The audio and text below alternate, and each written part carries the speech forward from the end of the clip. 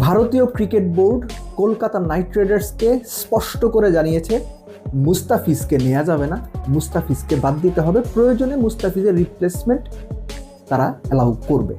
মুস্তাফিজের আইপিএল খেলা হচ্ছে না, কি কারণে আপনারা জানেন। তার আগে একটা প্রশ্ন, মূল আলোচনাতে যাবার আগে, ক্রিকেট ভদ্রলোকের খেলা, সত্যিকার অর্থে ক্রিকেট কি এখন আর ভদ্রলোকের খেলা আছে, নাকি এক শ্রেণীর বেনিয়া কিংবা ব্যবসায়ীদের হাতের পুতুল হয়ে গেছে?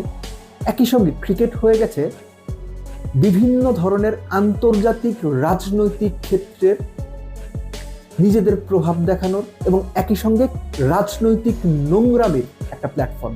অন্তত মুস্তাফিজকে আইপিএল থেকে সরানোর কিংবা কলকাতা নাইট রাইডার্সকে মুস্তাফিজের সঙ্গে টাই আপটা ছিন্ন করার যে নির্দেশনা ভারতীয় ক্রিকেট বোর্ড কলকাতা নাইট রাইডার্সকে দিয়েছে, সেটা থেকে আমার অন্তত তাই মনে হয়। ছি ছি, জাস্ট লজ্জা।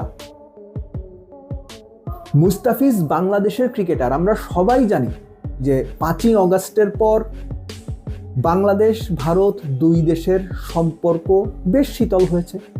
সেটা রাজনৈতিক দিক, বিভিন্ন দল গোষ্ঠী সরকার মতামত এগুলো থাকবে, আছে, ঠিক আছে, সেটা একটা দিক। কিন্তু এই যে এত ঘটা করে মুস্তাফিজকে নেওয়া হলো কেন? মুস্তাফিজের সামর্থ্যের কারণে, মুস্তাফিজের পারফরমেন্সের কারণে।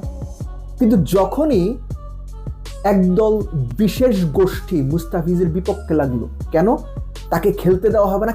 কারণ তিনি বাংলাদেশের প্লেয়ার। বাংলাদেশের প্লেয়ার কেন আইপিএল খেলবে? কি কারণে বাংলাদেশের প্লেয়ারকে অ্যালাউ করা হবে? রীতিমতো হুমকি ধামকি শুরু হলো, রীতিমতো এমন একটা পরিস্থিতি তৈরি করা হলো যেন মুস্তাফিজ যদি আইপিএল খেলতে যান তাহলে আর রক্ষে নেই, ছাড়া হবে না। এক কথায় একটা যুদ্ধংদেহী মনোভাব।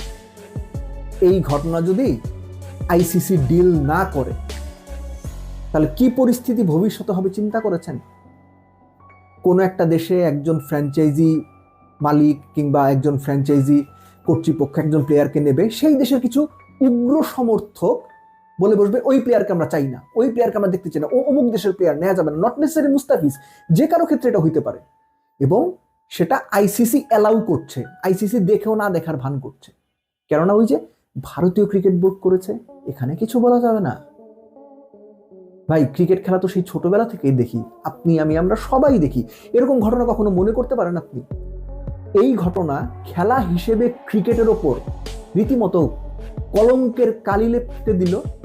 একই সঙ্গে ভারতীয় ক্রিকেট সিস্টেমটা কিংবা ভারতীয় ক্রিকেট এখন যে একটা বিশেষ গোষ্ঠীর নিয়ন্ত্রণে এবং পুরো গ্লোবাল ক্রিকেটটাই যে এই গোষ্ঠী নিয়ন্ত্রণ করতে চায় এবং ক্রিকেটের মধ্যে দেশ ধর্ম জাত পাত এগুলো নিয়ে এসে ক্রিকেটটাকে কলুষিত করতে চায়, তার একটা নিকৃষ্ট প্রমাণ হয়ে রইল মুস্তাফিজকে আইপিএল খেলতে না দেওয়ার ব্যাপারে, কিংবা মুস্তাফিজের সঙ্গে চুক্তি টার্মিনেট করার ব্যাপারে, কিংবা মুস্তাফিজকে দলে না দেওয়ার ব্যাপারে কেকেআরকে দেওয়া ভারতীয় ক্রিকেট বোর্ডের নির্দেশনা।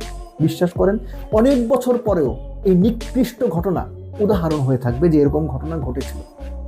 I am feeling sorry for Mustafiz.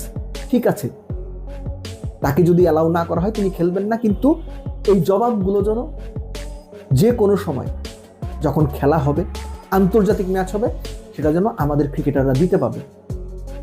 আইপিএলে না, টাকার ঝনঝনানিতে না, টি20 ওয়ানডে টেস্টে না, খেলার মাধ্যমে যে কোনো ফরম্যাটে বাংলাদেশ যেন জবাব দিতে পারে, এটাই হচ্ছে প্রত্যাশা। এবং একই সঙ্গে আবারও বলবো, এরকম নিকৃষ্ট ঘটনা ক্রিকেট খেলাটাকে রীতিমতো প্রশ্নবিদ্ধ করে দিচ্ছে।